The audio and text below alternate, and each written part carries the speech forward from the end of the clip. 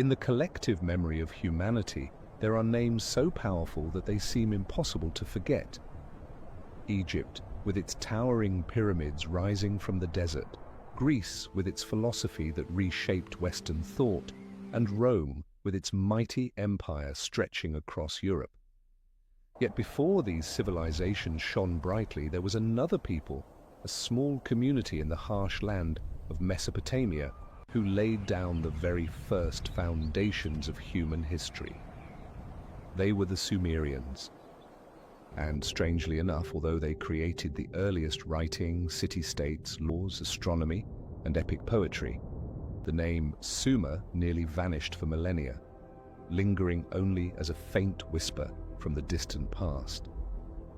In tonight's episode of Bedtime History, we will journey back to reconstruct the story of Sumer from its very beginnings, from the small riverside villages to the rise of city-states and the first states, from the invention of writing to the Epic of Gilgamesh, from the towering ziggurat temples to the role of women, art, and music, from internal conflicts to their eventual rise and downfall before the empires that followed. This will not only be a rediscovery of a lost civilization, but also a way to understand ourselves more deeply, why human beings learn to organize, to remember, and to tell the story of history. And to begin, let us return to the southern land that today we call Iraq, a flat expanse stretching all the way to the horizon, where harsh winds and relentless sun burn the earth into a dry, brown plain. Here, the Tigris and Euphrates rivers wind like two green ribbons across the desert, carrying fertile silt that enriches vast fields. It was on this seemingly unforgiving land more than 5,000 years ago that human beings discovered how to transform it into the cradle of the very first civilization. The ancient Greeks called this place Mesopotamia, meaning between two rivers. And indeed, few regions in the ancient world offered such perfect conditions to spark a great turning point in human history. When the first communities settled along the riverbanks, they quickly realized that nature was both a giver of life and a constant threat. The annual floods of the Tigris and Euphrates delivered rich layers of silt that turned barren soil into farmland, yet these same floods could swallow entire villages if left unchecked. This unpredictability forced people to cooperate, to learn how to build dikes, dig canals, and channel water, creating one of the most sophisticated irrigation systems of the ancient world. The challenge of water and land, impossible for a single family to solve, pushed communities to move beyond the boundaries of their small villages. From this necessity, the outlines of the earliest city-states began to emerge. At first, the inhabitants here were only small groups of farmers who cultivated barley fields, raised sheep, goats, and pigs, and built modest huts of reeds and mud bricks. But to resist the floods, they needed long dikes that no single household could construct. To bring water to their fields, they required canals stretching for kilometers, demanding the coordinated labor of hundreds of people. And when it came time to divide the water, someone had to decide how much each plot would receive, to settle disputes when a canal was blocked, or when drought cracked the entire plain. Out of these challenges, the need for organization, leadership, and laws gradually took shape. Figures of authority, often war leaders or priests, began to assume central roles, gathering the community and directing labor. Over time, the villages grew, connected, and transformed into larger centers of population. Archaeologists have uncovered evidence at Uruk, considered the first true city in human history, that its population may have reached tens of thousands by the 4th millennium before Christ. This number far exceeded that of any village at the time, turning Uruk into something entirely new, a city-state where inhabitants lived not only as kin, but as citizens of a wider community with political organization, laws, and a complex economic system. Mesopotamia was not only farmland, it was also a natural crossroads of cultures and resources. To the north lay the Anatolian highlands, rich in metal ores. To the east, the Zagros Mountains with their pastoral and hunting tribes. To the south, the Persian Gulf opening to the trade routes of the Indian Ocean. This strategic position made the land a hub of commerce, where goods, techniques, and ideas were exchanged. The Sumerians, the first people to build cities in southern Mesopotamia, relied not only on agriculture, but quickly became skillful merchants, using their location to accumulate power. What made this transformation extraordinary was the leap from simple subsistence farming to a diverse economy. In small villages, everyone had to do everything: grow crops, weave cloth, make tools. But with the birth of cities came specialization. Some became full-time potters, others wove textiles. Some forged bronze, others traded, while still others did not engage in direct production at all, but served as managers, priests, or administrators. This division of labor allowed society to grow at an unprecedented pace, as each individual could devote their full energy to one field, improving skills and efficiency. Yet alongside this population and economic boom came new tensions. Land ownership, access to irrigation, and the distribution of grain created gaps between wealthy families and the poor.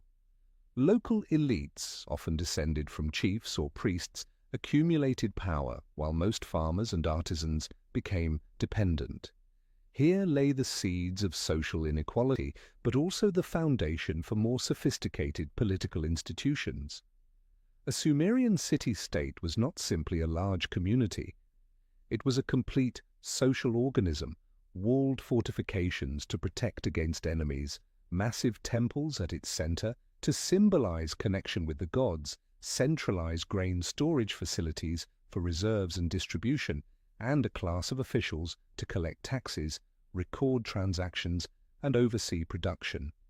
In fact, clay seals found in Uruk and Lagash reveal that administrative offices already existed, where officials used seal impressions to control the flow of goods. The rise of the city-state was a true historical turning point. From small villages, people had created complex social machines where power, religion, economy, and culture were tightly interwoven. No longer bound by kinship alone, the city-state became an independent political entity with borders, government, armies, and above all, ambition to expand. But managing such a dense and complicated community could not rely solely on speech or memory. People needed a new tool to record laws, to track grain stores, and to preserve their collective memory. And it was from this need that one of humanity's most important inventions was born: writing. At the beginning, writing was nothing more than simple drawings that imitated objects: a cow represented by the outline of a cow's head, a jar of wine shown as a circle with a line across it. These signs were pressed onto small clay tokens, which were then sealed inside hollow clay envelopes called bullae to record transactions. Every time a farmer brought goods to the city-state storehouse, he would present one of these bullae as proof of how many animals or sacks of grain he had delivered. This was the earliest form of accounting, a seemingly ordinary necessity, yet one that opened the path to the birth of writing. Over time, the symbols multiplied and grew more complex. It was no longer enough to mark physical objects. Abstract ideas also needed to be recorded: numbers, dates, the names of people, and even the names of the gods. Drawing each sign by hand became clumsy and labor-intensive, which forced the Sumerians to develop a more efficient method. They began using a small reed stylus cut to a triangular tip to press into soft clay tablets and create wedge-shaped marks. From this innovation, the cuneiform script was born. At first, writing served only the needs of officials and priests. They used it to record the amount of barley in the granaries, the livestock belonging to temples, debts owed, or the number of craftsmen working for the city-state. But once the power of writing became undeniable, its use spread beyond accounting. Kings wanted their victories carved into memory, leaving messages for generations to come. Priests wished to preserve myths, rituals, and hymns. Merchants needed contracts for trade and ways to send messages to distant lands. Thus, writing was no longer just a tool of management, it became the medium of memory, culture, and authority. The wonder of it all is how, within just a few centuries, writing transformed how human beings thought about time and existence. Before, all memory depended on the spoken word, passed from one voice to another, vulnerable to distortion or loss. But with cuneiform tablets, words became fixed in clay, enduring across generations. Tablets recording grain deliveries, inscriptions describing battles, myths etched into stone. All of these became a doorway into the past, allowing us even today to hear the voices of the Sumerians from 5,000 years ago. Even more, writing carried an invisible power. It reinforced authority. Only a select few, those trained to read and write, could control information. The class of scribes became the backbone of Sumerian society. Trained from childhood, they spent each day carving hundreds of wedge-shaped signs onto clay. Their task was not just to write, but to ensure the very functioning of the city-state. Without them, grain could not be managed, taxes could not be collected, laws could not be proclaimed, and rituals could not be performed correctly. Writing allowed the Sumerians not only to build city-states, but also to construct a shared memory, creating history in the truest sense. From the moment those first wedge marks were pressed into clay, humanity entered a completely new chapter, the chapter of civilization. Yet a city could not survive on writing alone. It also needed a beating heart, a spiritual and political center to bind its people together. That heart was the city itself, those urban centers of politics, economy, and religion. In Sumer, for the very first time in history, human beings created true cities, not merely villages that had grown larger, but centers where tens of thousands of people lived together, bound by systems of law, networks of trade, and shared beliefs. Names such as Uruk, Ur, and Lagash became the pivots of civilization, each city carrying its own story, reflecting the ambitions, the power, and the tragedies of the Sumerians. Uruk, the city of the legendary Gilgamesh, was perhaps the first place in human history where the idea of a complete city took form. Its massive defensive walls, stretching for many miles, stood as a declaration that this was no longer a fragile village at the mercy of floods or invaders, but a proud political entity, prepared to face foreign threats. Within those walls, markets thrived. Earthen streets led to the busy river docks where traders arrived with goods from afar and departed with cargo destined for the wider region.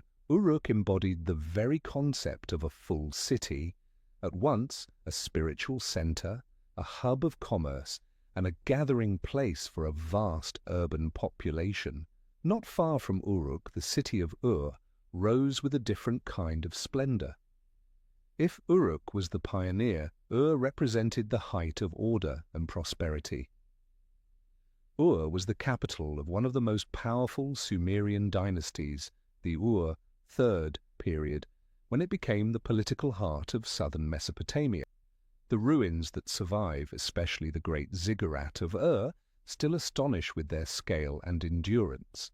Ur's wealth came not only from agriculture and irrigation, but also from its role as a commercial crossroads linking the Persian Gulf to the inland world. From Ur, fleets of ships sailed to Dilmun, modern Bahrain, Oman, and even the Indus Valley, bringing back precious stones, timber, and rare metals, the very resources absent from the fertile plains.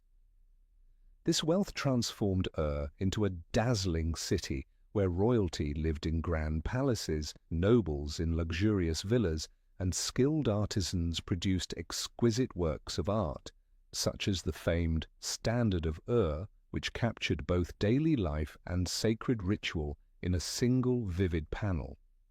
Lagash, though less celebrated than Uruk or in popular stories, stands as a remarkable example of the competitiveness and diversity of Sumerian city-states.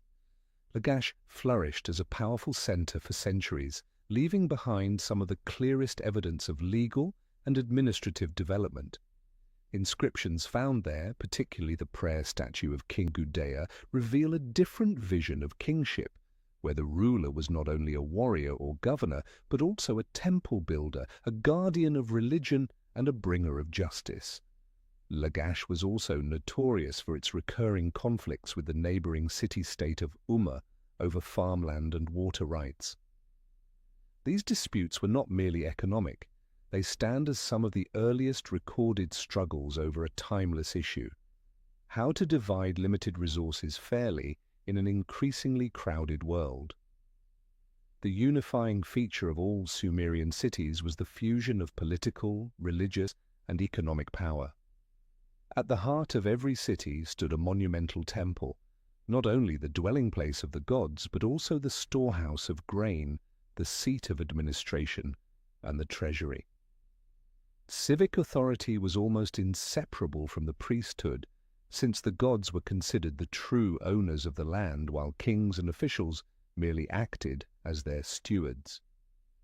This structure of power was both complex and enduring, binding the fate of every inhabitant to both the divine and the civic order. And from this tightly woven system, a new question arose: how could such a growing, intricate community be governed and kept in order? In any crowded society, when tens of thousands of people live together in a confined space, the greatest question is always the same: how can order be maintained? In small villages, disputes could be settled by the authority of the village elder, but in Uruk, or Lagash, where populations had grown into the tens of thousands, where fields stretched for dozens of miles, and where irrigation canals and dikes required the coordinated labors of hundreds, words alone were no longer enough. It was in this environment that the first steps of the state and law emerged, opening a new political order for all of Mesopotamia. At the beginning, power often rested in the hands of priests, the representatives of the gods. Temples became the economic centers, places where grain was collected, wealth stored, and seed, tools, and food distributed to farmers. Yet, as the city-states expanded, governance could no longer depend solely on ritual authority. A new class of military leaders, and later the Lugal, meaning the great man, rose to organize labor, defend the city, and resolve conflicts. Over time, the office of the Lugal evolved into the foundation of kingship itself. Political authority, however, never stood apart on its own. It was interwoven with religion and economics, forming a system that can best be described as a proto-state. Kings ruled in the name of the gods, temples functioned both as houses of worship and as centers of administration. Scribes, armed with clay tablets and reed styluses, became indispensable instruments of power, recording every transaction, decree, and inventory. Here, writing, the great invention, was put to use as the very tool that shaped and preserved social order. The early Sumerian state, therefore, did not resemble the modern nation-state. It was more like an extension of the family and community, but structured with laws and binding authority. The king was not only the commander of armies, but also the father of the people, the representative before the gods. Every decree, every construction, every war was understood as carrying out divine will. This fusion gave authority a legitimacy that was difficult to question, while also maintaining the cohesion of the community. Yet the birth of the state and the law also brought complex consequences. It reinforced social hierarchies. Kings, nobles, priests, and scribes stood above, farmers and artisans below, and slaves at the bottom of society. Power became a tool through which a small elite controlled the wealth and labor of the many. At the same time, it created opportunities for long-term growth. Law allowed trade to function securely.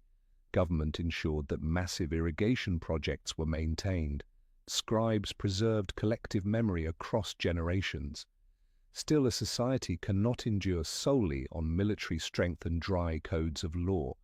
It requires a worldview, a metaphysical belief, to explain why people must obey, why the harsh trials of nature occur, and why everything exists. For the Sumerians, the answer always lay with the gods, the divine powers who governed every wind, every river, every field, and the destiny of every human life. From this faith, a cosmic order was formed, binding human existence tightly to the sacred structure of the universe. In the Sumerian mind, the universe was layered, woven between gods and humans, between life and death, between order and chaos. Above all was An, the lofty sky, ruled by Anu, the god of the heavens and ultimate authority. Beneath lay Ki, the vast earth, the realm of the goddess Ninhursag, also called Kai, mother of all living things and source of fertility. Between these two realms stretched the space of human life, governed by Enlil, the god of wind and air, one of the most powerful figures in Sumerian mythology. Below them all was Kur, the dark underworld, where the souls of the dead dwelled. It was not a paradise of joy, but a somber shadow where every spirit, rich or poor, was destined to go. The Sumerian cosmos was a divine cosmos. Every natural event was explained through the will of the gods. When the rivers rose in flood, it was the anger of Enki, the god of water and wisdom. When drought scorched the land, it was punishment from the agricultural deities. When war broke out, it was believed to be the will of Inanna, the goddess of love and war, embodiment of both creation and destruction. Thus, human life could never be separated from the divine. Each harvest, each birth, each battle was framed as part of the gods' designs. What made the Sumerian mythology remarkable was its complexity and its deeply human quality.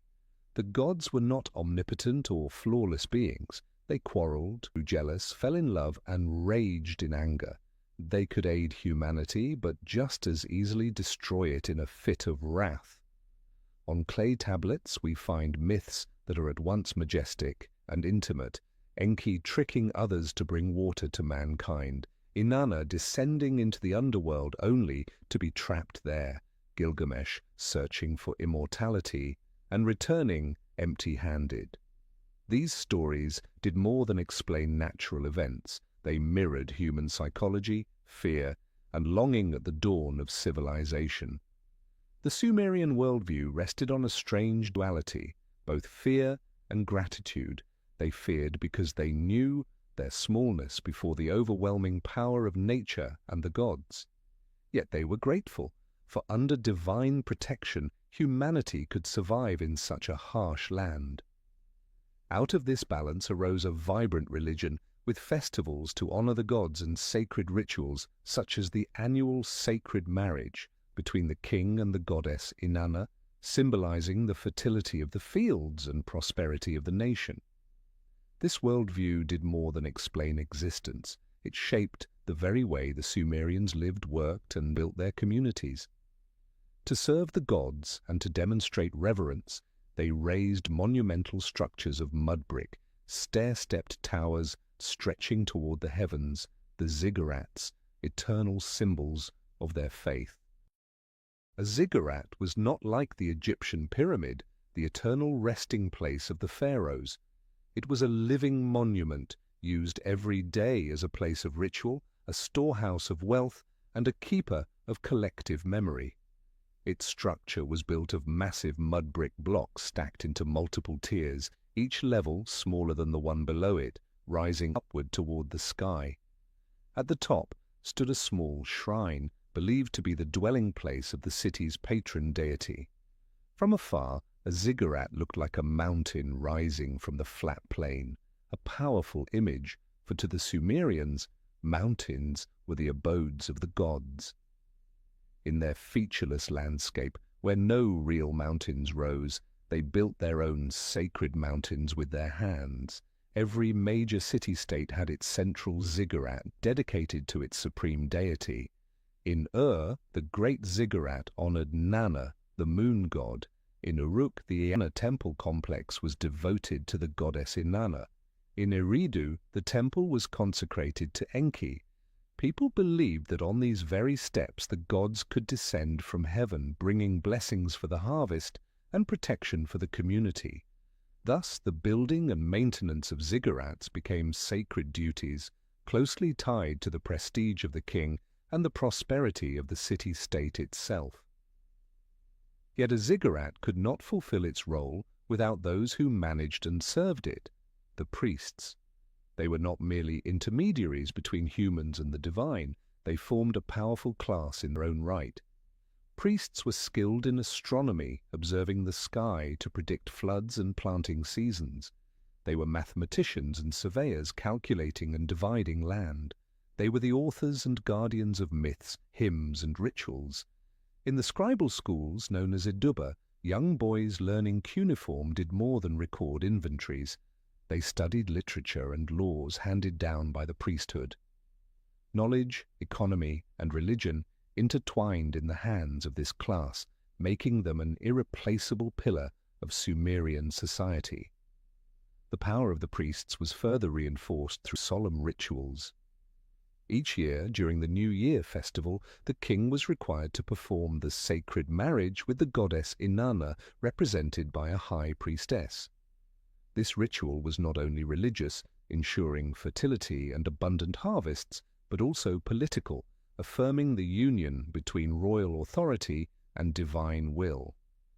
The ziggurat thus became the stage for ceremonies that were both sacred and symbolic, where the community felt the presence of the gods and the legitimacy of their king. And yet, behind the grandeur of the ziggurat, daily life in Sumer unfolded with ordinary concerns, ploughing fields, tending herds, trading in the markets, building homes, raising children. If the ziggurat and the priesthood embodied the metaphysical and the powerful, the daily routines of ordinary men and women revealed the practical foundation that sustained the entire civilization. It was in these simple, everyday activities that we glimpsed the living portrait of the world's first society, where spiritual values always sprang from the soil of daily human needs. The Sumerians were, above all, farmers. Agriculture was the foundation that sustained the city-state and the reason people gathered into large communities in the first place. Across the wide plains they cultivated barley, a grain better suited than wheat to the salty soils of Mesopotamia. Alongside it grew onions, garlic, beans, and dates, all staples of the daily diet. Their fields were complemented by herds of livestock, oxen to pull ploughs, sheep and goats for milk, wool, and meat.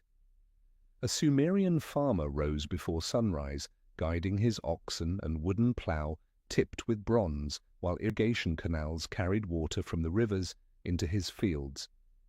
Farming here could never be separated from irrigation. A sudden flood or a long drought could ruin an entire harvest, so the control and distribution of water was a constant preoccupation of the whole community. Yet the city-state was far more than its fields. The division of labor allowed many to leave farming behind and devote themselves to crafts. Pottery kilns glowed day and night, producing jars, jugs, and storage vessels for grain and wine. Weavers turned sheep's wool into textiles, one of Sumer's most valuable exports. Metal workers smelted copper and later bronze, forging weapons and tools. Stone carvers and jewelers worked gold, silver, and imported gemstones into ornaments. These crafts did more than beautify life. They stood as markers of sophistication and prosperity. Trade, in turn, became the bridge between Sumer and the wider world. The alluvial plain was fertile but poor in many resources. Wood, stone, and precious metals were scarce.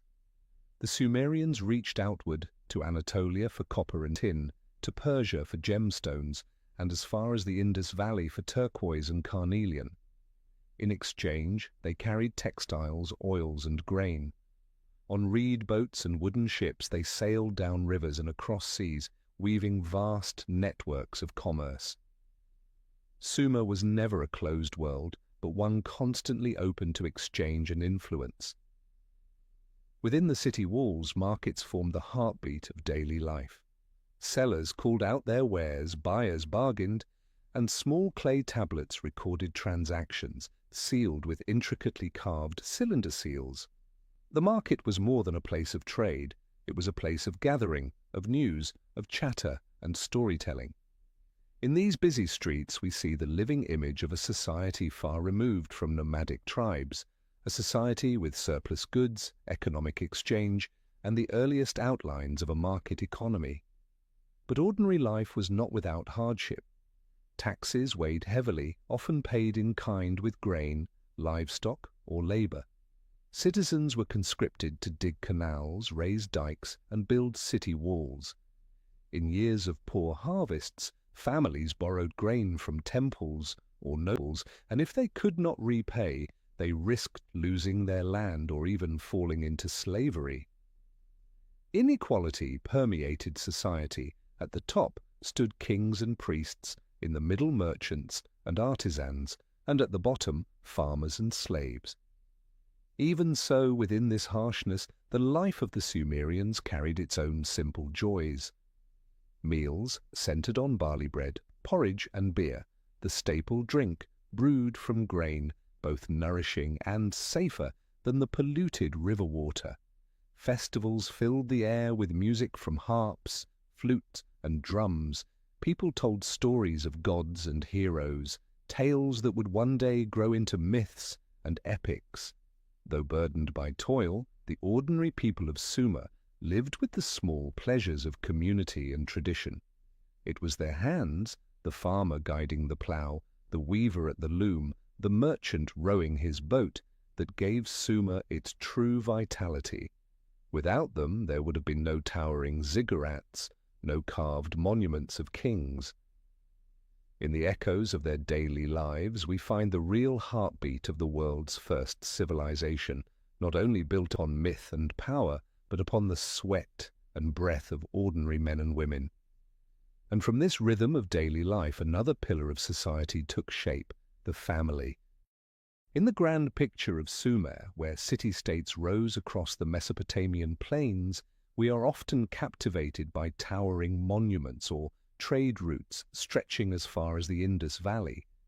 Yet behind this splendor it was family life, with its bonds of love, marriage, children, and the roles of women that truly formed the foundation on which Sumerian society endured. Here, some of humanity's most essential values, as well as its deepest inequalities, came into view. Women in Sumer held a role that was both complex and vital. They were not entirely hidden or confined, as in many later civilizations. Ancient texts reveal that women could own property, take part in trade, and that some served as priestesses with significant authority in religion.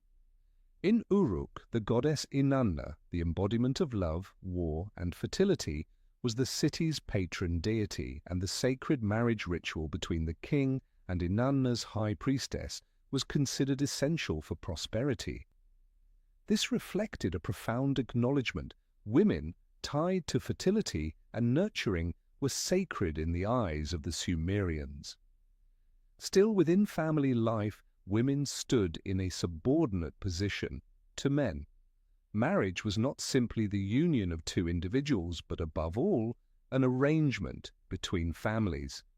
Clay tablets recording marriage contracts show that unions were often arranged, with dowries provided by the bride's family and bride gifts offered by the groom. Once married, a woman joined her husband's household with responsibilities to bear children, manage the home, and labor alongside the family. In an agricultural society, This meant heavy burdens, but also a hidden influence: women, safeguarded lineage, property, and the continuity of production. The earliest laws reveal this complexity. The Code of Urukagina, followed later by the laws of Lipit Ishtar and Hammurabi, all reference women's rights and duties. In certain circumstances, women could initiate divorce if a husband abandoned or failed to support them. They could also inherit property if no brothers were present. Yet inequality was clear. A wife's adultery was punished severely, while husbands could take concubines or slaves without violating the law. Children were regarded as the greatest treasure of a household. Having many children ensured the continuation of family lines and provided more hands for the fields. From an early age, children were guided into family trades. Sons followed their fathers into the fields or workshops. Daughters learned weaving, pottery, and household tasks from their mothers.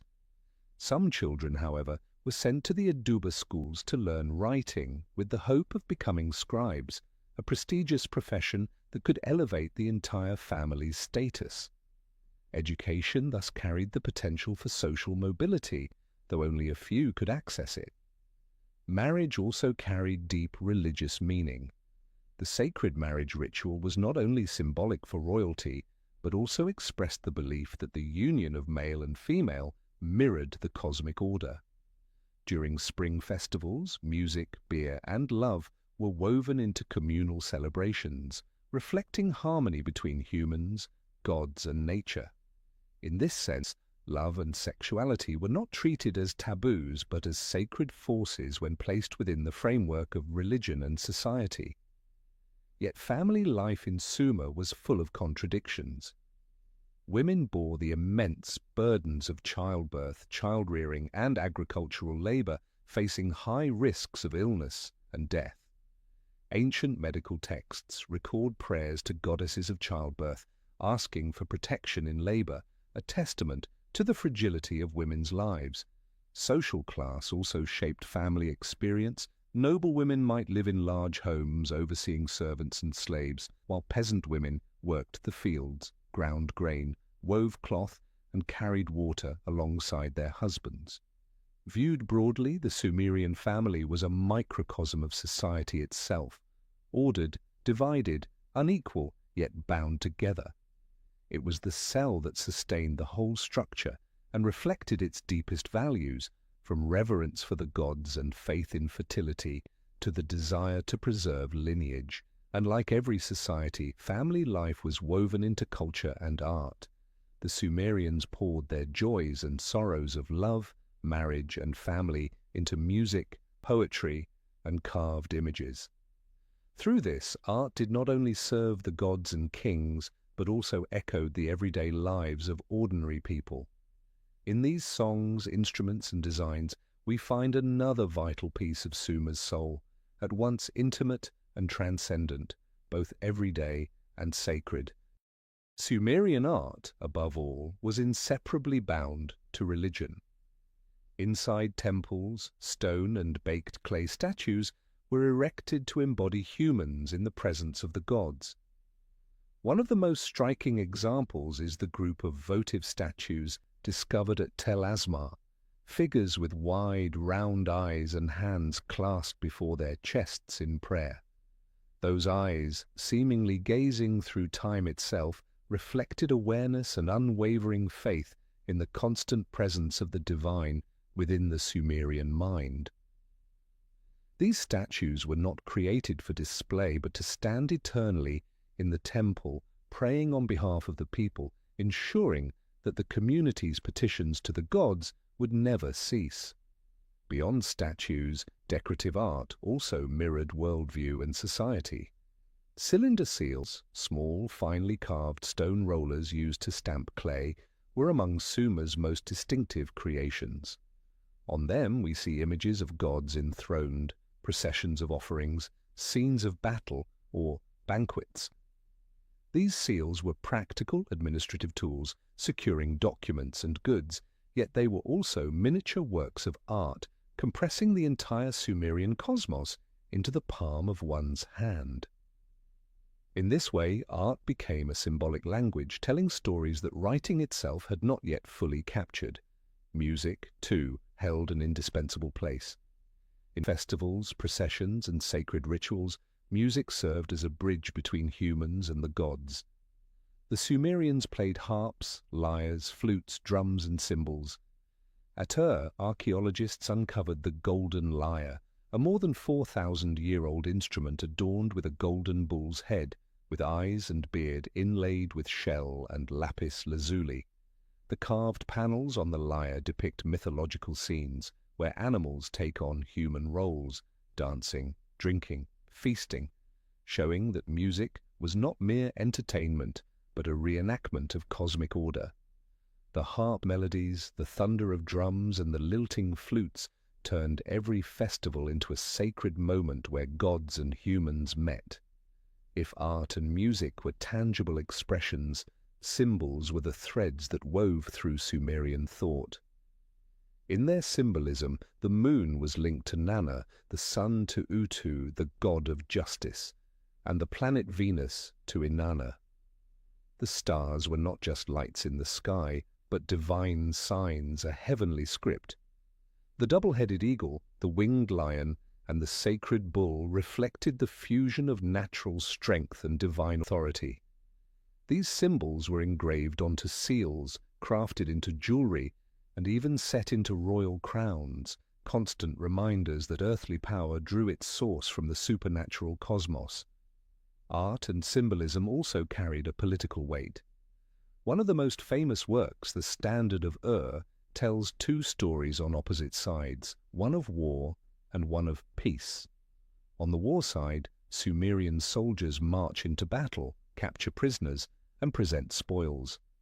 On the peace side, the king feasts, surrounded by musicians and subjects offering tribute. This was more than illustration, it was a declaration. The king was both warrior and protector, but also the center of celebration and prosperity, the embodiment of social order. In this way, art became a servant of power, transforming royal image into an eternal symbol. In daily life, art appeared in simpler forms: pottery with engraved patterns, finely worked jewelry, bricks stamped with decorative molds. Sumerian women wore golden bracelets and earrings. Merchants carried staffs inlaid with gems. Every object was more than utility. It was a sign of status, of social bonds, and of faith in divine protection. Thus, art, music, and symbols did not merely reflect a creative society, but revealed a civilization deeply aware of the relationship between human beings, the gods, and the cosmos. We may have lost the melodies they once sang, but the instruments that remain, the statues and the seals, still whisper to us of an ancient spirit, fragile yet powerful. And as we step away from these sounds and images, the Sumerian story draws us back to their most legendary figure, Gilgamesh, the king of Uruk, who crossed the boundary between history and myth to become an eternal symbol of humanity's search for meaning and immortality. Gilgamesh was at once a king, a hero, and a legendary figure. In Uruk, the city often regarded as the cradle of urban civilization, his name lives not only on fragmented clay tablets, but also in the imagination of humanity across millennia.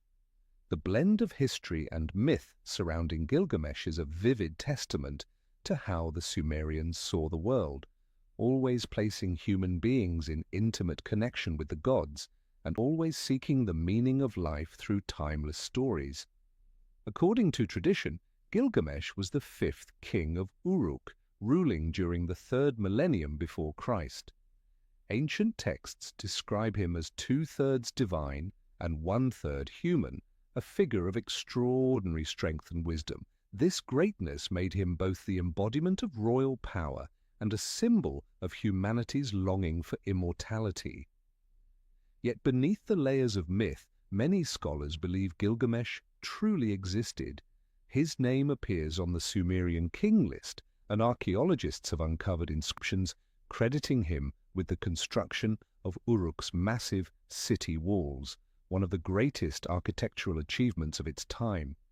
When we recall Gilgamesh, we remember not only a king or a hero, but also Uruk itself, the place where humanity first began to tell its own story. Yet Uruk did not stand alone in an empty plain. Across Mesopotamia stretched countless other centers of power, each city-state with its own patron deity, its own ruler, its own laws. Sumer was never a unified nation.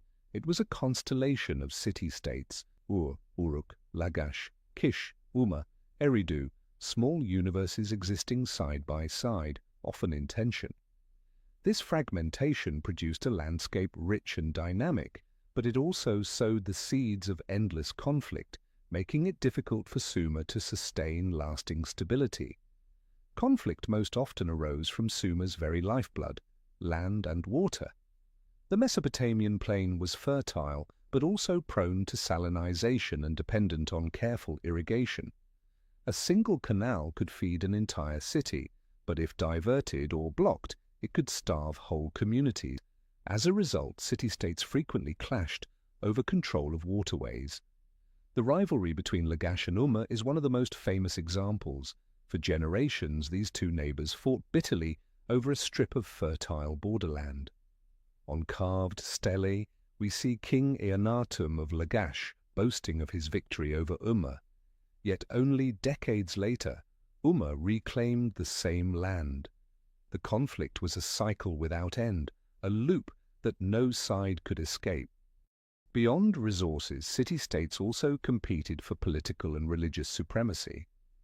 Kish once claimed to hold divine kingship, but Uruk under Gilgamesh challenged that claim. Later, the third dynasty of Ur rose to dominance, only to be followed by Akkad under Sargon. The throne of Mesopotamia never belonged to one city forever. It passed continuously from one ruler to another through war. This constant shift revealed both the flexibility and the fragility of Sumer's political system, dynamic and inventive, yet weakened by the absence of enduring unity. War between city-states was not just about resources, it was also a matter of honor and divine will. Each city believed its god favored it above all others, and defeat in battle was seen not only as a loss of land, but as a sign that its deity had abandoned it. Thus war carried a sacred quality, bloody rituals through which kings and people sought to prove divine favor. On stelae such as the stele of the vultures from Lagash, we see armies marching in disciplined ranks bearing holy symbols. These carvings commemorated not only victories, but also the belief that the gods themselves had chosen the victor. These wars shaped the very fabric of Sumerian society. To sustain armies, kings conscripted farmers from their fields, forming vast ranks of soldiers. Trade was disrupted, production slowed, and often both sides emerged weakened. Yet through conflict, the city-states also learned organization, advanced military technology, and developed stronger weapons and faster chariots. Each clash, however destructive, drove society toward greater complexity and innovation. The irony was that this relentless rivalry left Sumer vulnerable to outsiders. While the city-states exhausted themselves in mutual warfare, nomadic tribes from the Zagros highlands or the Amorites from the west quietly advanced. When they came, the city-states of Sumer were rarely able to unite, suspicion among them running too deep.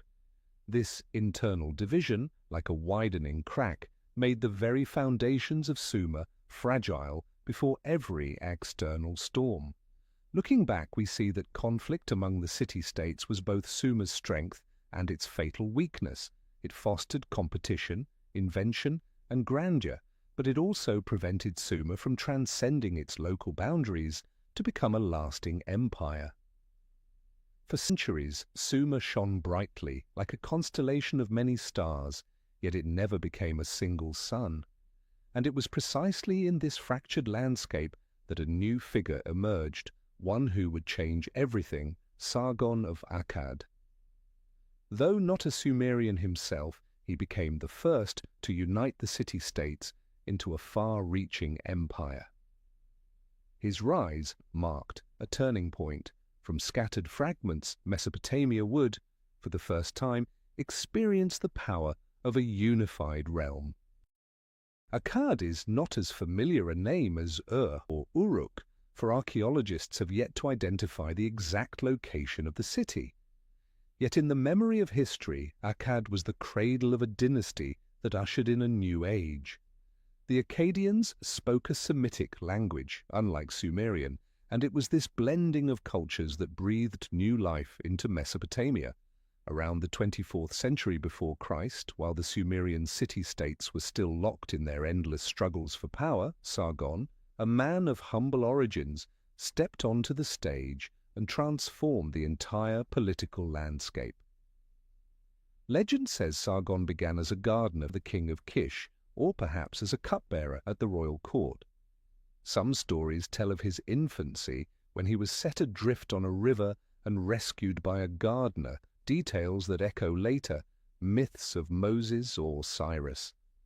Whatever the truth, Sargon rose from the lowest ranks to the pinnacle of power, a rare feat in a rigidly stratified society.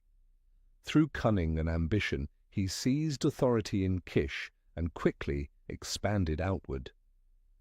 Sargon was more than a warrior. He was a brilliant organizer. He conquered one Sumerian city-state after another, binding them under a central authority. Uruk, Ur, Lagash, Eridu all fell in succession. Yet he did not stop there. His empire stretched northward into Syria and Anatolia, with some records claiming his armies reached as far as the Mediterranean Sea. For the first time, a political entity expanded far beyond local boundaries, reaching from the Persian Gulf to the western coasts of Asia. To rule this vast territory, Sargon created an administrative system without precedent. He appointed loyal officials to govern each city, established networks of communication across roads and rivers, and used cuneiform writing to manage resources and issue decrees. He also maintained a standing army, unlike the seasonal militias of earlier Sumer, ensuring that his power rested not only on charisma, but on enduring institutions. What is remarkable is how quickly Akkadians and Sumerians blended. The Akkadians adopted cuneiform writing, Sumerian myths and rituals, while promoting their Semitic tongue as the new language of administration.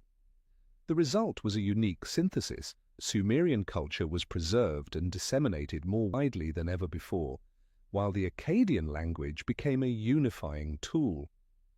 Through Sargon, Sumerian civilization escaped its local boundaries and entered a broader regional stage. Yet, like all powers, the Akkadian Empire faced trials. After Sargon, his successors, most notably Naram-Sin, continued to expand and strengthen the empire. Naram-Sin even declared himself god of Akkad, the first Mesopotamian king, to elevate himself above the role of divine representative. But this bold act of self-deification became, in the eyes of many, a cause for disaster. Stories tell that the gods punished Akkad with famine, rebellion, invasions, and natural calamities.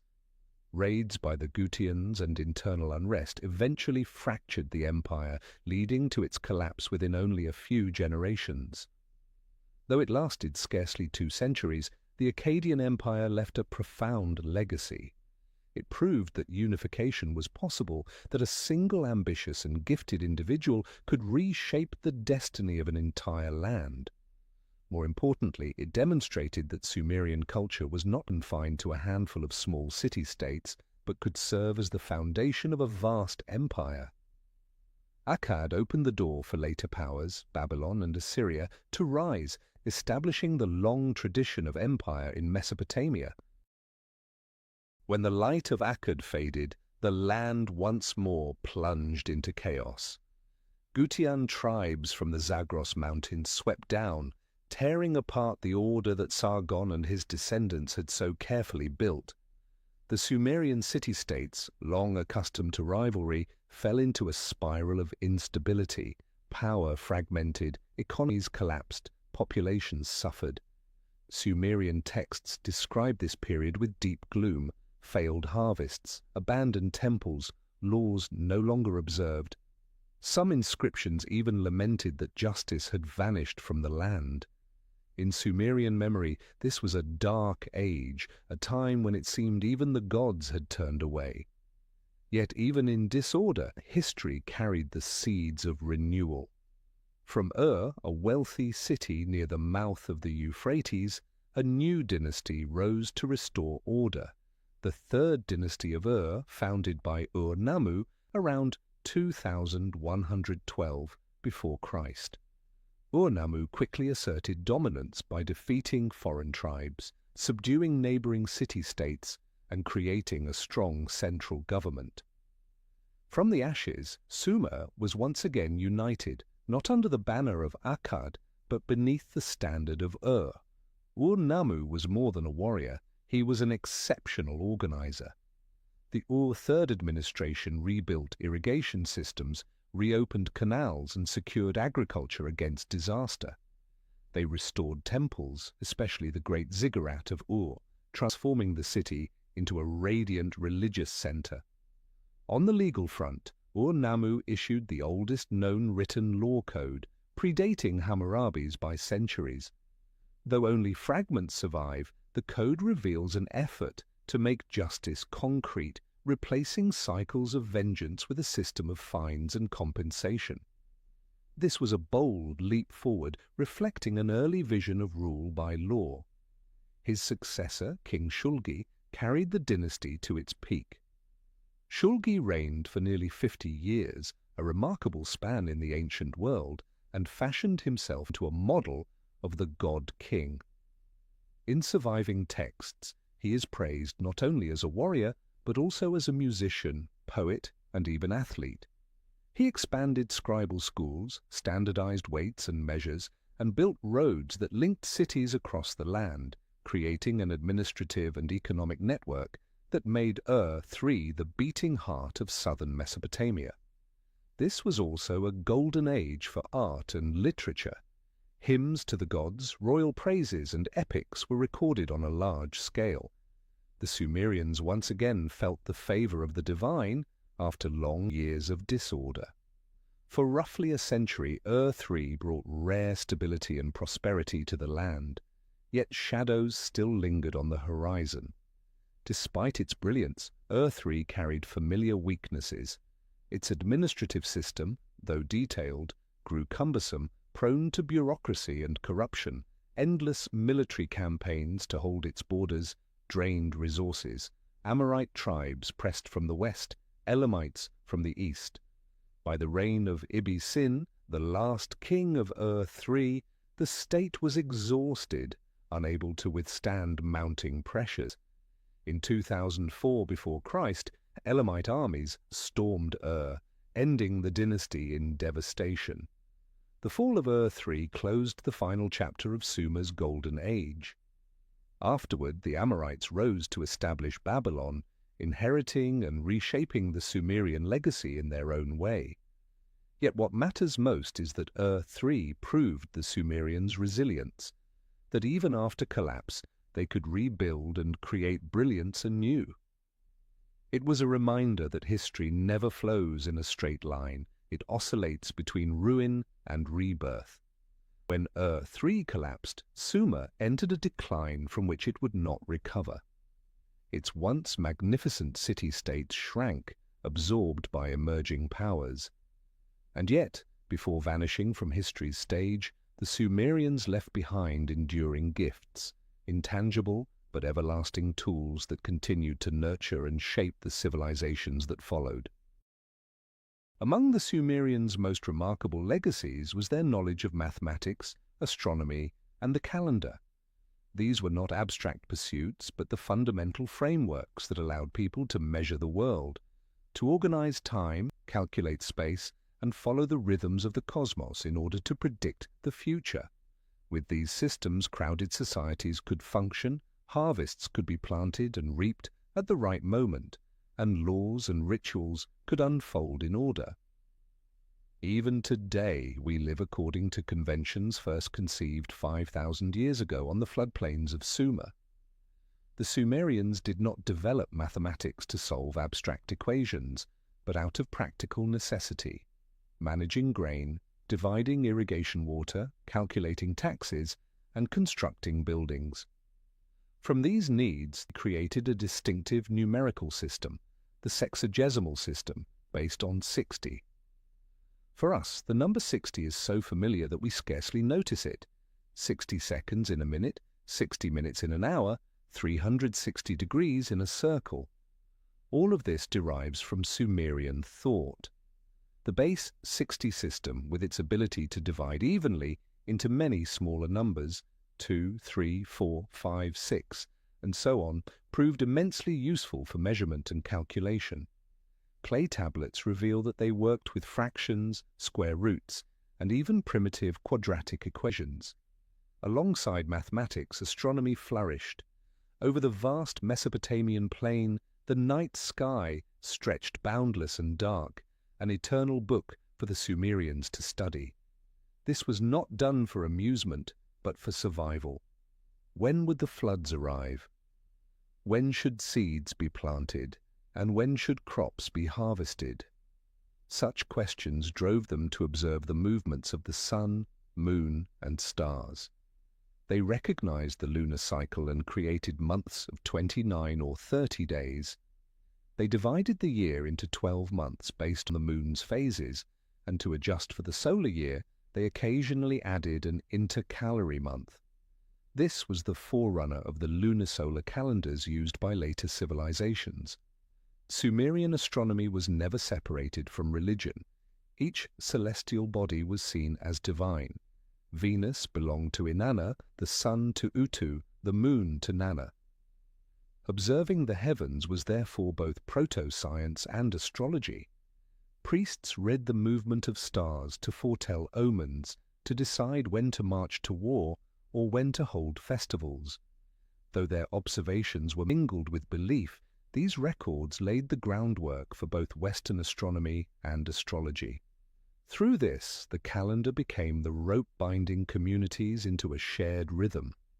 The year was punctuated by great festivals tied to agricultural cycles and religious rites. Each month and each season held sacred meaning, celebrated with ritual and song. Thanks to the calendar, people no longer lived at the mercy of nature's uncertainty. Time became a flowing current that could be predicted and ordered. With it, states could collect taxes on schedule, organize labor, and govern effectively. Thousands of clay tablets preserve their calculations, numerical tables, and astronomical records. Some still astonish scholars today. One tablet shows a deep understanding of right-angled triangles, another contains a close approximation of the value of pi. Though not modern science, they testify to the sharp intellect and relentless observation of the Sumerians. We still live within the framework they created. We count time in hours, minutes, and seconds. We divide circles into 360 degrees. We organize societies with calendars they first devised. Each time we glance at a watch or plot a point with coordinates, we hear the faint echo of Uruk, and Lagash. And yet this knowledge was never only about measurement or administration.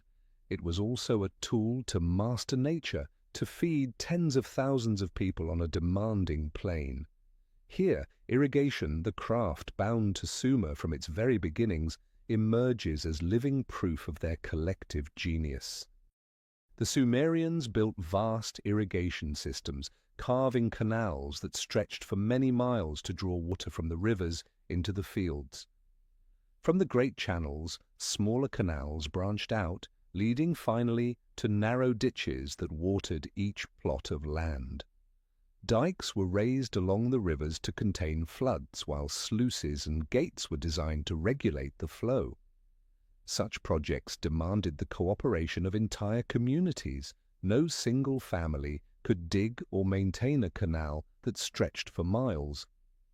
Out of this necessity arose the foundation of the early state, leaders to give orders, officials to organize, and laws to assign labor.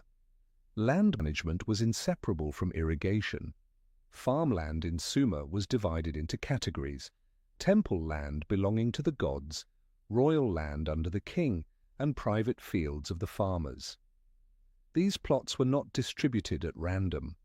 Boundaries, acreage, and expected yields were carefully recorded in cuneiform.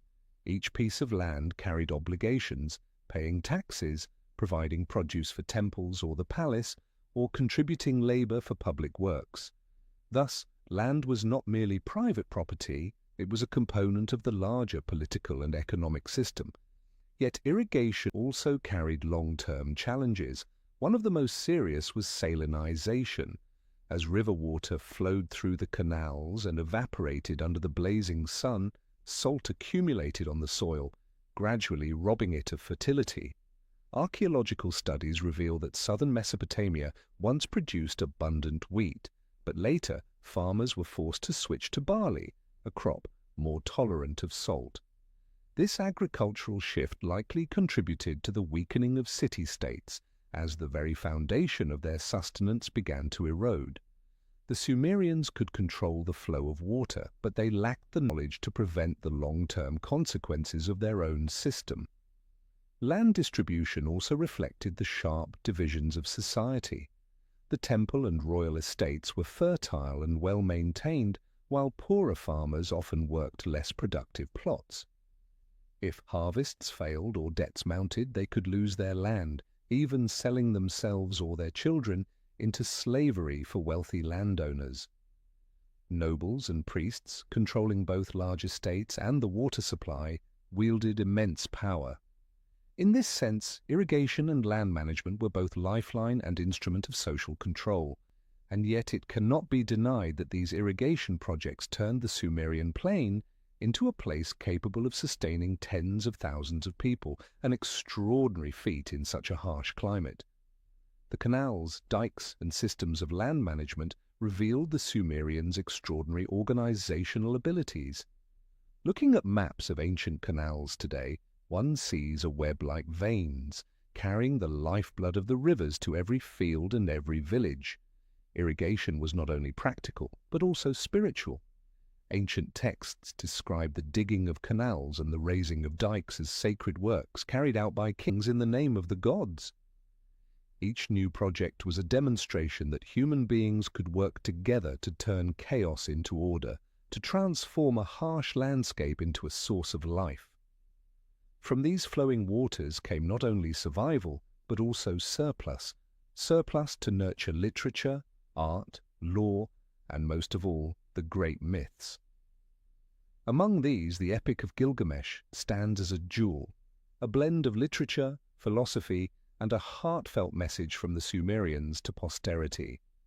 It tells not only the story of a king, but reflects humanity's timeless anxieties, friendship, mortality, the yearning for immortality, truths so deeply human that people across every age can see themselves in it.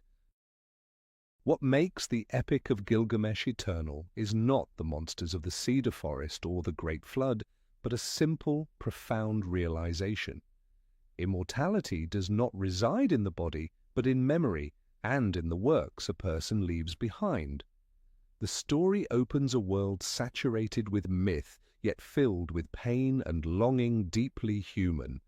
Gilgamesh, the king who was 2/3 divine and 1/3 mortal, begins his journey arrogant and cruel, but through his friendship with Enkidu, and above all through the grief of Enkidu's death, he is forced to confront the limits of human life. When he returns to Uruk, he does not bring the plant of immortality, but instead a new wisdom. Eternity belongs to the city, to its walls, and to the collective memory, not to fragile flesh. It is this philosophical depth that allows the Epic of Gilgamesh to transcend time. For 5,000 years, it has moved people with the same timeless question: how can we resist death? And perhaps the answer is not in fleeing mortality, but in the mark we leave for those who follow. This is not merely the thought of the Sumerians, but the shared voice of humanity itself. What sets Sumerian literature apart is its profound humanism. When Gilgamesh grieves for Enkidu, it is no longer the tragedy of a legendary king, but the universal sorrow of loss and finitude. When the hymns describe Inanna in her fury, we see reflected the chaos of human life. When they praise her as the goddess of love, we hear joy bound to creation and renewal.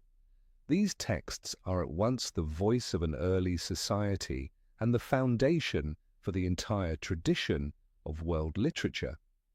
If the Epic of Gilgamesh shows how the Sumerians used writing to face fear, preserve memory, and search for meaning in death, their hymns reveal another purpose: shaping and controlling community life.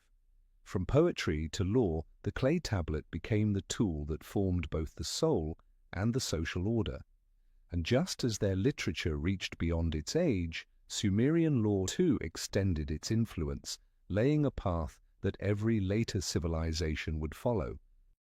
When we think of ancient law, our minds often leap to the famous Code of Hammurabi of Babylon, carved into a towering black basalt stele.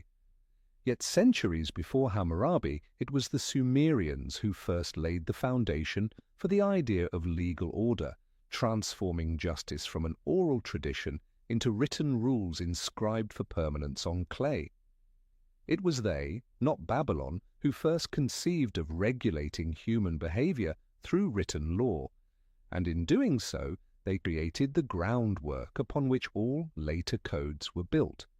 Archaeological evidence shows that as early as the 3rd millennium before Christ, Sumerian city-states had their own codes. One of the earliest we know of is the Code of Urukagina of Lagash, around the 24th century before Christ. Though only fragments survive, they reveal an effort to limit the excessive power of nobles and priests and to protect ordinary people from exploitation. Urukagina prohibited the unlawful seizure of temple property, reduced burdensome taxes, and sought to ensure justice for lower classes. Primitive as it was, this was the first sign of a state stepping in to safeguard social fairness. By the time of Ur-Nammu, founder of the 3rd dynasty of Ur, around 2112 before Christ, law had grown more systematic.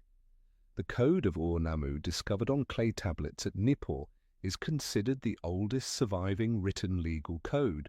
Though only about 30 provisions remain, they mark a great leap forward.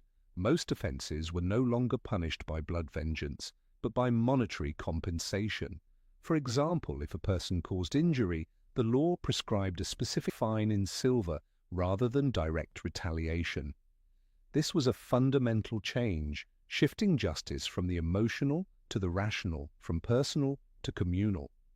The laws also reflect the stratified nature of Sumerian society. Free citizens, slaves, women, and children each had defined rights and duties under the law. To modern eyes, such distinctions may seem unjust, but in that time, acknowledging these differences gave stability to society. Law did not only protect the powerful, it also gave the powerless a framework within which they could appeal, however limited. Successors after Ur-Nammu, such as Lipit Ishtar of Isin, around the 20th century before Christ, also issued their own codes. The Code of Lipit Ishtar, written in both Sumerian and Akkadian, broadened legal scope to cover property ownership, debt, marriage, and slavery. These texts show that Sumerian law was not the creation of one ruler, but a continuous tradition, each generation building upon the work of the last. What is striking is that Sumerian law was not only coercive, it was legitimizing. Each code began with a prologue in which the king declared that he issued the laws by divine command to bring justice to the people. This tied royal authority to divine will, presenting law as part of the cosmic order. When a judgment was enforced, it was not merely the state's decree, but the god's will manifest. Placed beside Hammurabi's code, Sumerian law shows a clear line of continuity. Hammurabi did not create from nothing. He inherited a tradition centuries old, His achievement was to systematize, expand, and elevate it into a political monument. In this sense, Hammurabi's code was the culmination of a path first blazed by the Sumerians, by Urukagina, Ur-Nammu, and Lipit-Ishtar. Most important of all, Sumerian law introduced a new way of thinking. Justice no longer rested on personal revenge or the whims of the strong, but on shared rules binding the whole community. This was a revolutionary shift, moving human society from reliance on violence to reliance on legal order. Through law, together with writing, economy, and religion, the influence of Sumer spread across the Near East, leaving deep imprints on neighboring civilizations. From Akkad to Babylon to Assyria, all were built upon the foundation first laid in Sumer, like ripples spreading outward long after the first stone fell upon the water. If we look closely, many elements we often associate with Babylon, Assyria, or even later Greece, in fact trace their roots back to Sumer. The most direct influence appeared in Akkad. When Sargon created the world's first empire, neither he nor his descendants rejected the Sumerian legacy. Instead, they absorbed and elevated it. The Akkadians adopted cuneiform writing, using it to record their Semitic language, creating a bilingual tradition, Sumerian for religion and scholarship, Akkadian for administration and daily affairs. This continuity allowed cuneiform to endure for over 2,000 years, becoming the shared medium of communication across the Near East. The impact is even clearer in Babylon. Under Hammurabi in the 18th century before Christ, the kingdom built firmly upon Sumerian foundations. Hammurabi's famous code, while more expansive and refined, followed the path already laid by Ur-Nammu and Lipit-Ishtar. The gods of Sumer were reimagined in Babylon. Inanna became Ishtar, Enki became Ea, Utu became Shamash. Sumerian mythology, rituals, and literature were woven into Babylonian culture, and over the centuries, Babylon carried these traditions forward to other peoples. Assyria in the north was no exception. Though remembered for military might, Assyria relied on cuneiform and inherited Sumer's administrative traditions. In diplomatic texts and rituals, Assyrian kings consistently emphasized that they were heirs of ancient cultural stream, that is, the Sumerian stream. In this way, Sumer served as the memory core of the entire Near East, a heritage no later state could deny. The reach of Sumer extended beyond Mesopotamia. Sumerian merchants carried writing, art, and goods east to Elam, in present-day Iran, north to Anatolia, and southeast to the Indus Valley. Archaeologists have discovered Sumerian cylinder seals at Harappan sites, proof of trade and cultural exchange. Through these contacts, ideas of administration, religion, and symbolism spread across borders, planting seeds in distant civilizations.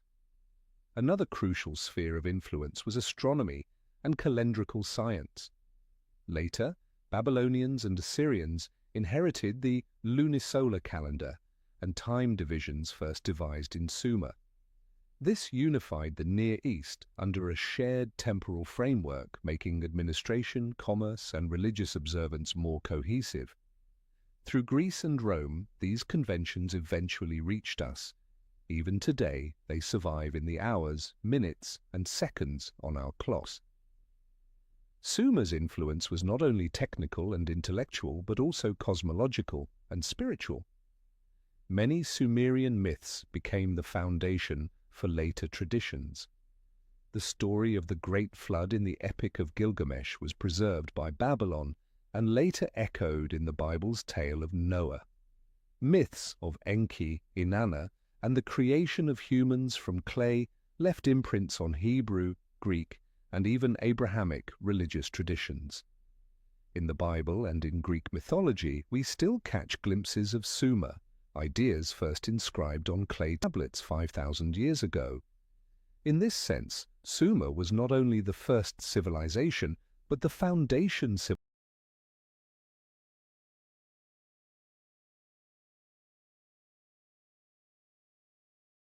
civilization of the region. Akkad, Babylon, Assyria, and Elam each added their own colors, but all were built upon the framework Sumer had created. To speak of the ancient Near East is impossible without Sumer, as if Sumer were the deep root from which all later branches grew. Its legacy continued under other names, while the name Sumer itself gradually faded into silence, only to return much later in humanity's recovered memory. When the third dynasty of collapsed at the dawn of the second millennium before Christ, the chapter of Sumerian history nearly closed. Yet the power vacuum did not last long. From the west came waves of Amorites, nomadic and semi-nomadic groups who entered Mesopotamia not as a single conquering horde, but in scattered bands. At first they sought pasture and settlement, but gradually they integrated, took control, and eventually seized political power. The Amorites were Semitic in origin, distinct from the Sumerians in language and custom.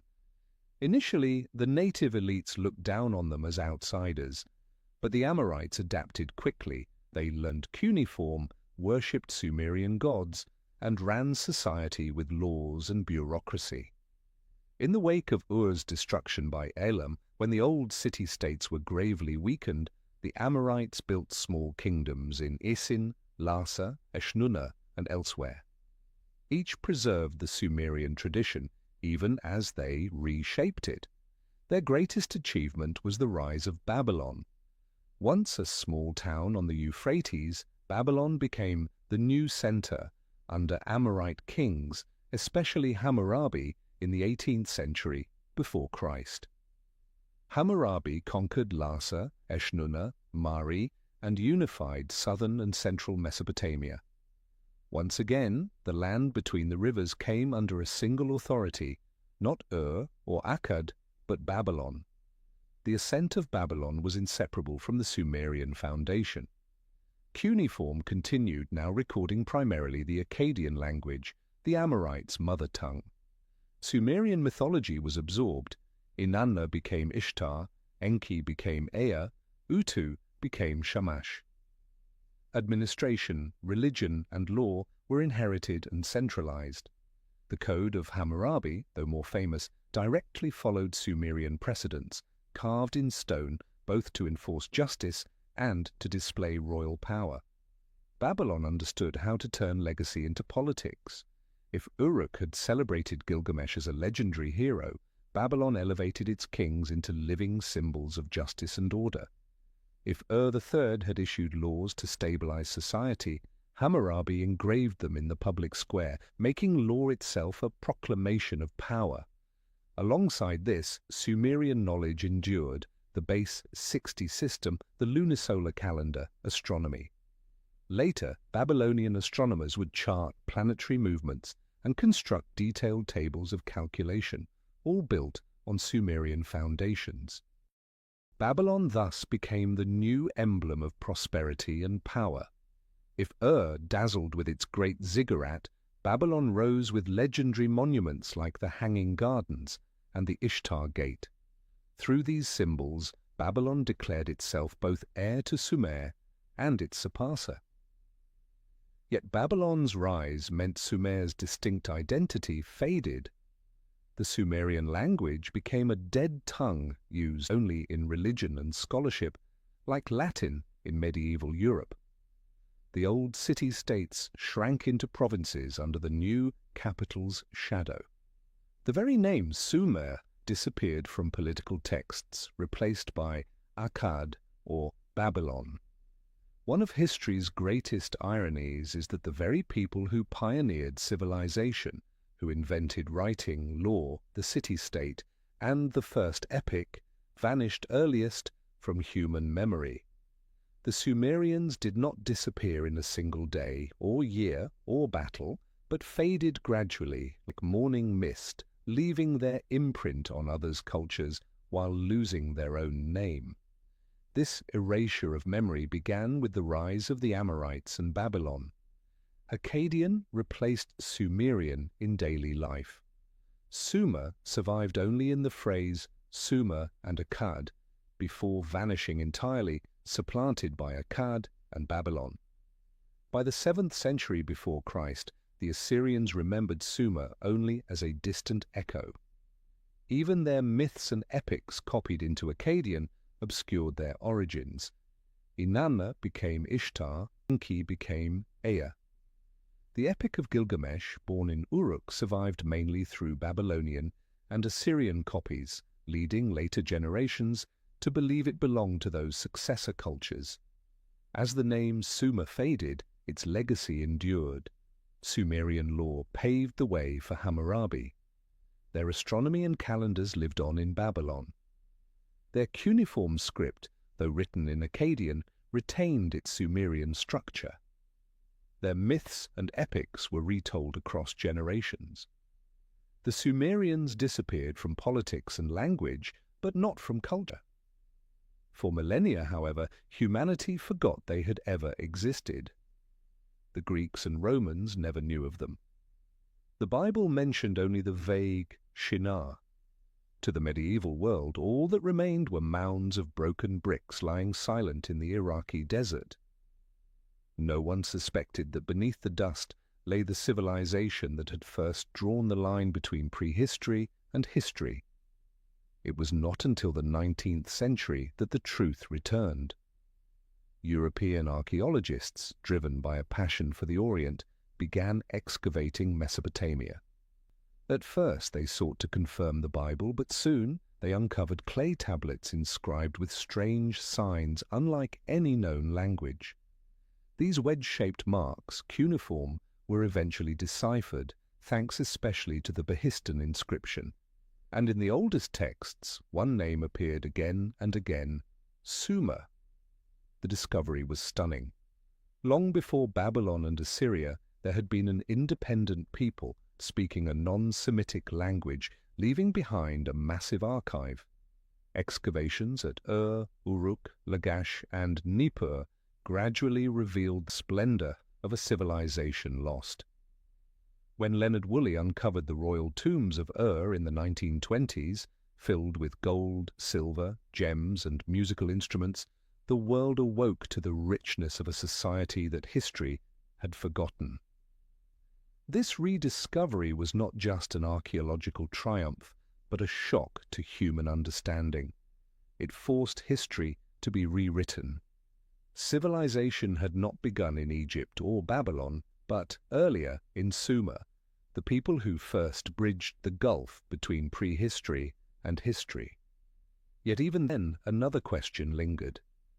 If even the first known civilization could be forgotten for thousands of years, how certain can we be that Sumer was truly the first?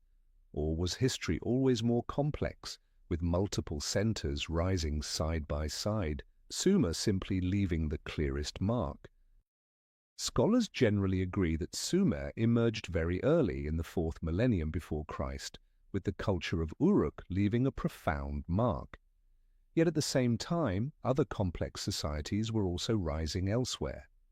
Along the Nile, Egyptian communities had developed agriculture, built temples, and by about 3100 before Christ had unified into a state under the first pharaoh. In the Indus Valley, in present-day Pakistan and India, the Harappan and Mohenjo-Daro cultures built large urban centers with advanced drainage systems, fired brick houses, and even city planning. In China, the Longshan culture and later the Shang dynasty revealed early elements of civilization, metallurgy, writing, and ancestor worship. So why is Sumer often called the first? The main reason lies in writing. The Sumerians are the earliest people for whom we have clear evidence of systematically recording language in a written form, cuneiform.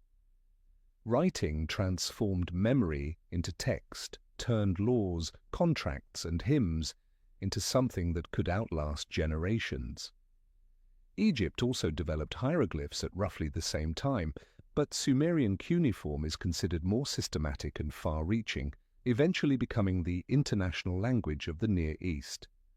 In the Indus Valley we find inscribed symbols on seals, but since they remain undeciphered, it is unclear whether they were a true writing system or simply trademarks. Another reason Sumer carries the title first is its model of the city-state.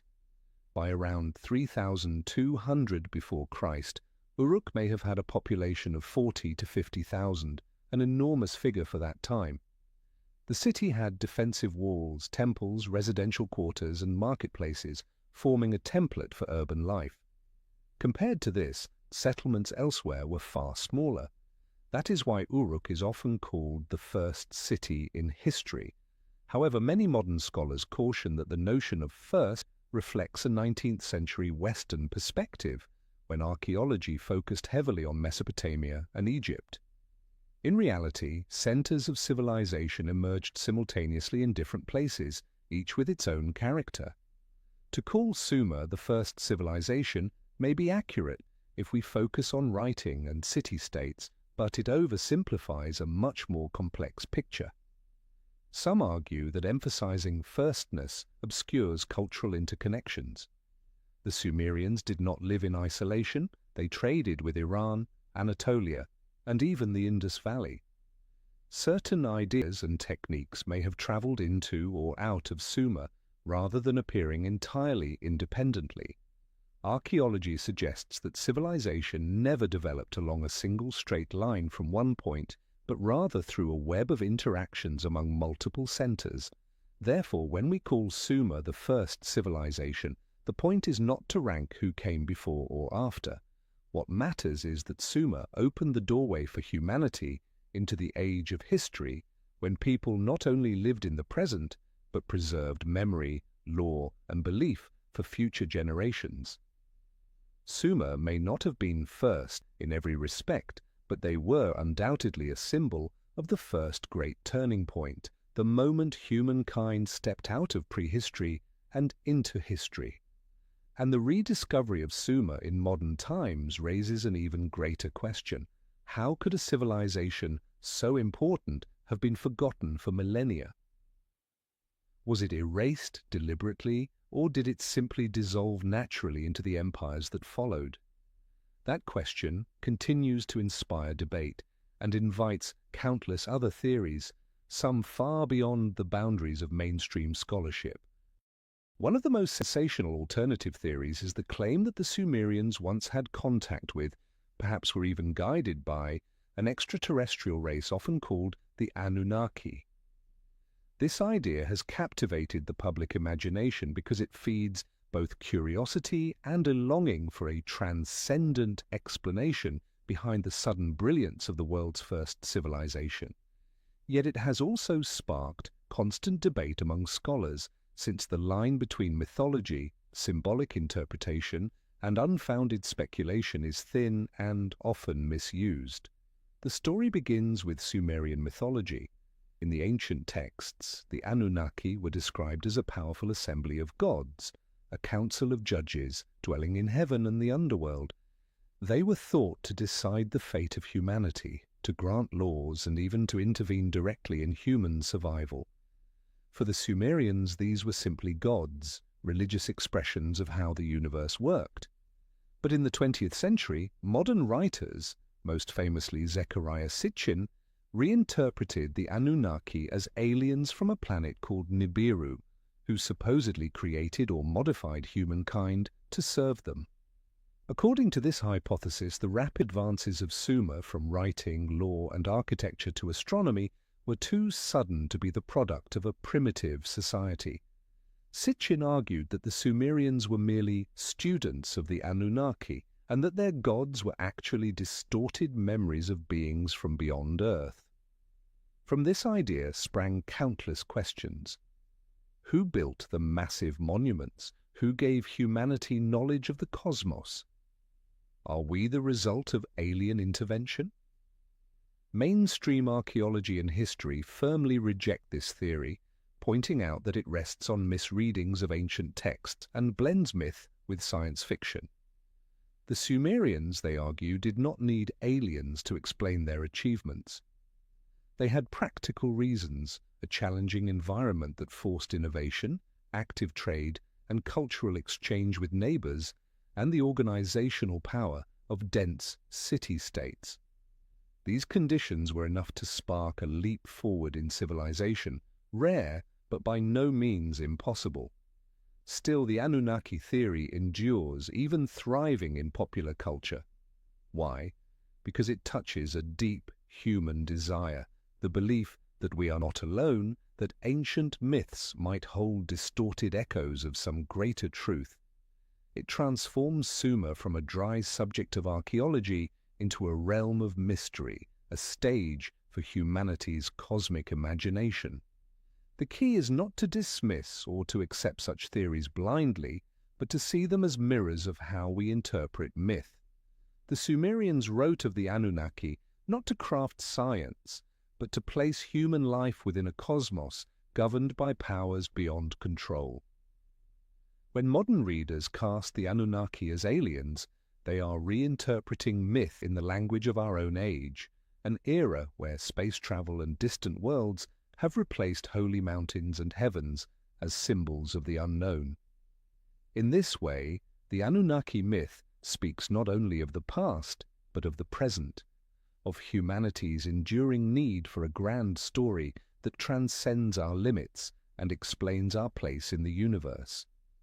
Through the Anunnaki, Sumer becomes a mirror reflecting the imagination of humankind across the ages, from ancient myth to modern science fiction. As we close our journey into Sumer, what lingers is not only the clay tablets, the towering ziggurats, or the names that once thundered across the land before fading into silence. What endures is the moment when humanity first realized it could remember, could organize, and could transform memory into history. Sumer was not the absolute beginning, but it was where the bridge from prehistory to history was built most clearly. There, humankind first dared to believe that social order could rest on writing and law, that a city could outlast the lifetime of any single person, that the story of an individual or a community could be carried forward to generations yet to come. And because of this, even though the name Sumer faded for millennia, their legacy never truly disappeared. It lives on in the 60-minute hour, in the alphabets that grew from their script, in the flood myths and hero tales retold across cultures. Sumer is like the faint underlayer of a great painting, not immediately visible but supporting every line and color above it. Perhaps the greatest gift Sumer left us is not any single invention, but a reminder. Every civilization, no matter how great, can vanish from memory. But the act of remembering, of telling stories, of writing, allows humanity to resist oblivion. By remembering Sumer today, we are continuing what they themselves began, writing history as a defense against the darkness of time.